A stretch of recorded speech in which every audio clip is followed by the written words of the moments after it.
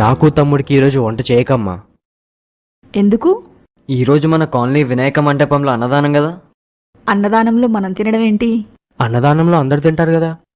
పైగా మనం చందా కూడా ఇచ్చాం. మనం చందా ఇచ్చి మనమే తినేస్తే ఎలా?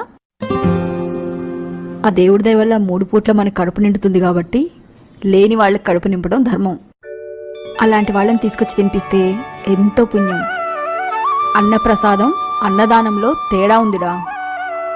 అన్నప్రసాదం అందరూ తినొచ్చు, కానీ దానం అంటే లేని వాళ్ళకి పెట్టేది. అందుకే అన్నదానం అవసరమున్నోళ్ళకి అందితేనే అర్థం ఉంటుంది.